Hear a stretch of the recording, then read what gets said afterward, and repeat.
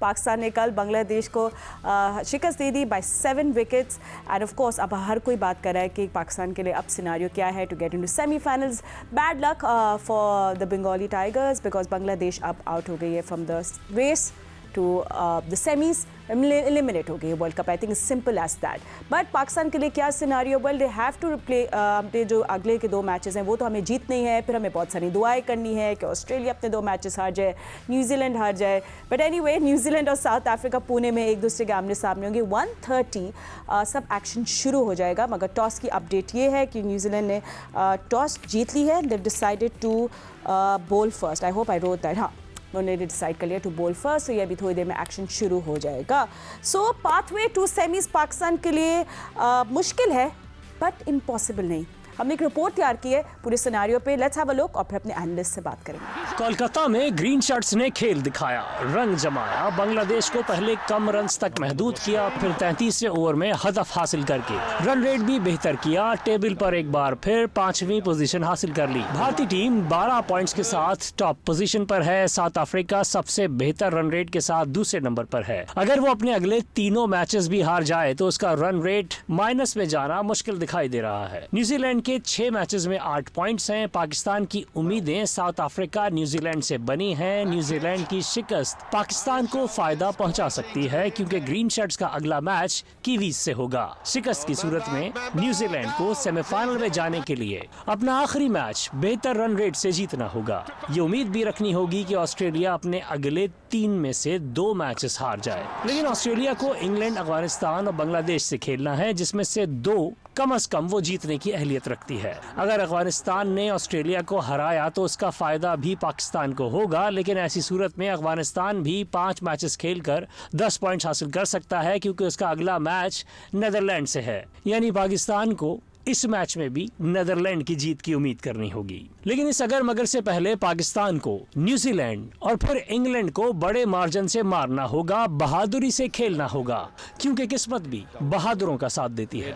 I think it's safe to say कि हम अगर मगर जोन में दाखिल हो गए हैं। सो लुक्स मतलब इजी लग रहा है बोलना, but it seems impossible as well. But nothing is impossible. So all of that and बहुत सारी दुआएं, ठीक है। So all of that will happen. But Kolkata Eden Gardens बड़ा लकी है पाकिस्तान टीम के लिए। 7 मैचेस उन्हें खेले जिसमें से 6 वो जीते। और लास्ट मैच हम लोग खेले थे, I think last bilateral series थी अंडर मिसबाह हक कैप्टनसी, जिससे नासिर जमशेद ने सेंचुरी भी बनाई थी। सो या ईडन गार्डन्स का क्राउड भी कल ज़बरदस्त था। We loved it. बहुत भाई बाबर के लिए जब भी उनको स्क्रीन पे दिखाते काफ़ी शोर भी मचा। So yes, everything was really nice. हमारे एनालिस्ट भी हमारे साथ मौजूद है। This was the score card in front of you. Fakhar coming back with 16th ODI century and setup Pakistani bowlers ने किया। और आपने रिपोर्ट में भी देखा कैसे शाहीन शाह, हारिस रऊफ, वसीम जूनियर, इन थे 3 चेंजेस के साथ पाकिस्तान इन हुई थी। And will this stay remain the same, will find out, क्योंकि फ़खर आ गए थे इमाम की जगह, Agha Salman instead of Nawaz and Usama Mir instead of Shadab. ठीक है, हमारे एनालिस्ट ईगली वेट करें। मेरे साथ स्टूडियो में मौजूद हैं former test cricketer Sikandar Bakht, senior sports journalist Syed Yahya Hussaini मेरे साथ मौजूद है। एंड अभी कोलकाता से मुझे ज्वाइन किया है senior sports journalist Abdul Majid Bhatti ने, बट वो कोलकाता में नहीं रहेंगे, अभी उनकी फ़्लाइट है, उन्हें बेंगलोर जाना है। And former test cricketer Abdul Razzaq हमारे साथ मौजूद हैं। सो रज़ाक, सबसे पहले आपके पास आते हैं। आई थिंक जब फ़खर होते हैं in form, Pakistan team just look so good.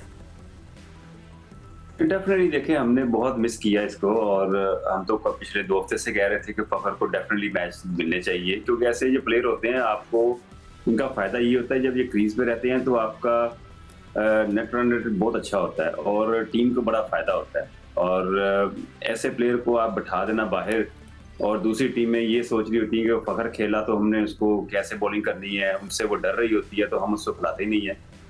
तो 6 मैचों के बाद इनको याद आया कि जी पहले 2 मैच ला के उन्होंने बाहर कर दिया, फिर 4 मैचों के बाद इन्होंने इनको वापस लेके आए हैं। तो आपने देखा होगा कि पाकिस्तान टीम का जो अभी कॉम्बिनेशन बना हुआ है उसमें आपको पहले पावर प्ले में आपको ऐसे बैट्समैन नजर आए कि जो छक्का भी मार सकते हैं और जो नेट रन को अच्छा कर सकते हैं। और अब्दुल्ला शफीक पे काफ़ी मैं समझता हूँ प्रेशर कम हुआ होगा कि अब उसको पता है कि अगर मेरे एंड से भी स्कोर होता है तो दूसरे एंड से भी स्कोर हो सकते हैं। तो ये एक बॉन्डिंग होती है टीम के लिए। और ऐसी अगर प्लानिंग आप करते हैं तो इसमें आपको थोड़ा सा ना इंसाफ नजर आता है प्लेयरों के साथ। ये अगर आप देखें ना, वो आप बाहर बैठाया हुआ है और उसकी जगह जो खेल रहा है वो डिजर्व नहीं करता, तो इसी चीज़ों को टीम कहते हैं, जब अब चेंजिंगें इन्होंने की हैं तो आपको हर चीज बेहतर नजर आने लगेगी यार। आप के पास स्पिनर भी हैं, इफ्तिखार ने भी 10 ओवर कर दिए और बैटिंग में भी आपको इतनी बैटिंग नजर आ रही है कि अब आगा सलमान भी बैटिंग कर लेते। तो ये जो है कंपटीशन बना है ना पाकिस्तान को, इनको शुरू से ही ऐसे लेके चलना चाहिए। ठीक है, अब फ़खर की आप बात करें उनके 81 थे from 74, 3 boundaries and 7 sixes. I mean that was a delight to watch. And Sikko, क्योंकि हम लोग अभी बैटर्स की ही बात करें, looking at the stats as well, but Abdullah Shafique की भी साथ मुझे बात करनी है। जिस तरह अब रज़ाक कह रहे थे कि वो ही विल बी रिलीव क्योंकि फ़खर इन्फॉर्म आ गए। Abdullah Shafique is bringing his domestic experience and throughout अभी उनकी 350s हो गए हैं, सिंगल्स लेते हैं, ही इज़ गुड एंड कल मुझे अच्छे लग रहे थे और ज़्यादा। देखो बिल्कुल सही कह रहा है रज़ाक, जब दो पार्टनर्स खेलते हैं ना, दो ओपनर्स हैं, तो अगर उनमें से कोई एक बिल्कुल ही फंस जाए तो दूसरे के ऊपर प्रेशर आ जाता है रन्स का। वो स्कोर बोर्ड की तरफ जब उसकी नज़र पड़ती है कि यार हमने सिर्फ 2 रन किए, अभी तक 3 रन किए, मगर अगर फ़खर जैसा बंदा, हम ये कल के वजह से तारीफ़ नहीं कर रहे, आप लोग सब देख रहे हैं, हम हर रोज़ ये बात हो रही थी, रज़ाक भी बोल रहा था, मैं भी कह रहा था, भाई इसको डाल दो, जब लेकर गए तो डाल दो। अब जब आपकी बारी आए तो भट्टी साहब से ज़रूर पूछिएगा कि उन्होंने मॉर्निंग शो में एक प्रेस कॉन्फ्रेंस का जिक्र किया जो फ़खर ने आके की थी, वो भट्टी साहब से पूछिएगा, वो बताएंगे कि उनकी चोट के बारे में। कल की भी एक और गलती अभी तक कप्तान साहब कर रहे हैं, मैं तो हैरान हूँ इस कप्तान के ऊपर।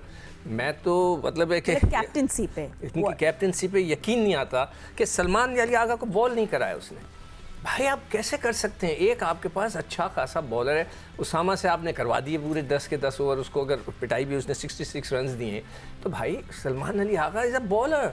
आप देख रहे हैं कि वो अच्छी बॉल करा रहा है, इफ्तिखार ऑफ स्पिनर है ना, वो भी ऑफ स्पिनर है, फिंगर स्पिनर्स हम जैसे कहते हैं, टाइट गेंद, तो यार उस पर कराने में उनको क्या अर्थ था?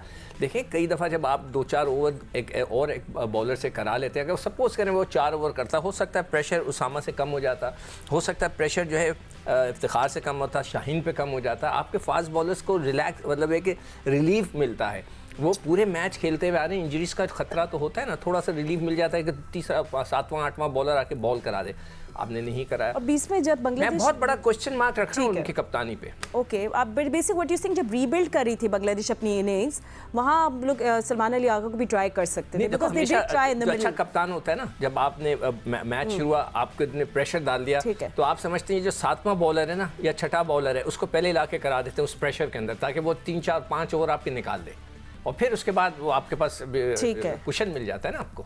सही है, ठीक है। भट्टी साहब भी हमारे साथ मौजूद है, याया भी है, बट भट्टी साहब से हम लोग पहले पूछ लेते हैं। भट्टी साहब, कल हम लोग तक टीवी पे ही देख रहे थे, कोलकाता का बड़ा ज़बरदस्त क्राउड था, बट व्हाट्स रियली हैपनिंग, और प्रेस कॉन्फ्रेंस में फ़खर ने जो बोला, प्लीज़ आप वो हमें बताएं, और क्या अपडेट्स है पाकिस्तान टीम की, एक ओवरऑल हमें समरी दे दें।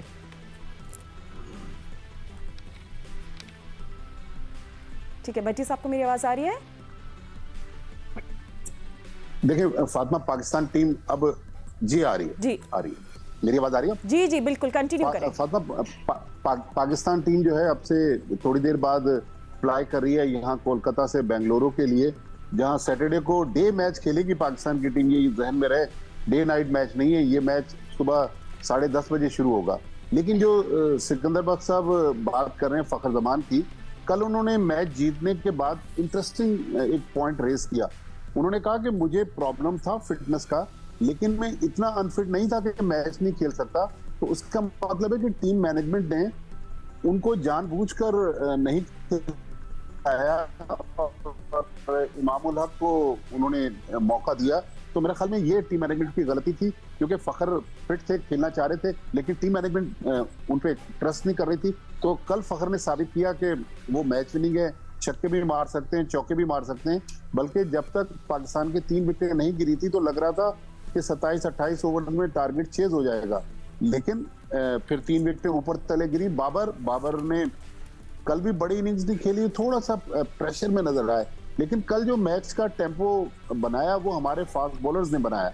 आप देखें इस टूर्नामेंट से पहले जितनी बात हो रही थी कि Pakistan one of the favourites है, वो फास्ट बॉलरों की वजह से थी। कल फास्ट बॉलरों ने 8 विकेटें ली, और पाकिस्तान टीम ने बांग्लादेश को रिस्ट्रिक्ट किया जी।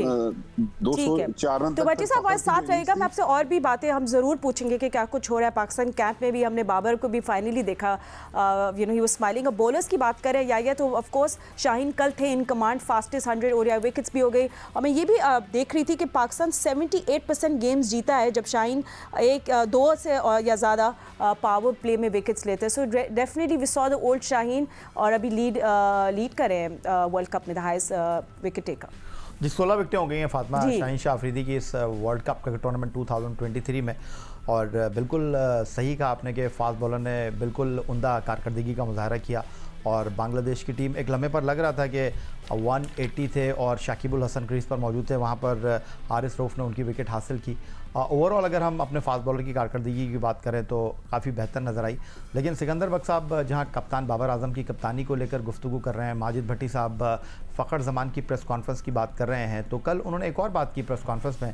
फ़खर ज़मान ने प्रेस कॉन्फ्रेंस में ये कहा कि हमें ये बताया गया था कि हमने मैच जो है वो 28-29 ओवर में फ़िनिश करना है ताकि हमारा जो रन औसत है वो प्लस में आ जाए। अब पाकिस्तान का जो रन औसत है 0.24 हो गया है और अभी कुछ हमें और बेहतर कारकर्दगी का मुजाहरा करना है। अब सूरत हाल ये है कि 22वें ओवर में आउट हुए फ़खर ज़मान 128 रन की, if I am not wrong, ये पार्टनरशिप थी फ़खर और अब्दुल्ला शफीक के दरमियान। लेकिन फिर अब ये सवाल है कि कहाँ है टीम मैनेजमेंट, क्या उनकी थिंकिंग है? एक तरफ वो फ़खर ज़मान को कह रहे हैं कि भाईजान ये मैच 28-29 ओवर में फिनिश करना है। चले मैं मान लेता हूँ कि ऊपर तले 2-3 विकेटें गिर गई, बट कप्तान बाबर आजम ने एक ऐसे मरहले पर 16 गेंदों पर 8 रन स्कोर किए। ये भी एक सवाल है जो सिकंदर बख्श साहब कह रहे हैं कि जी सलमान अली आगा से बॉलिंग नहीं कराई। दूसरा जो बड़ा इंपॉर्टेंट क्वेश्चन है वो ये है कि शादाब खान नहीं खेले, लेकिन कल एक बार फिर हमें मिडल ओवर्स में जो है वो प्रॉब्लम का सामना करना पड़ा। 62 रन दिए कल ओसामा मीर ने। ठीक है, I am so sorry, stay on, we will discuss this further.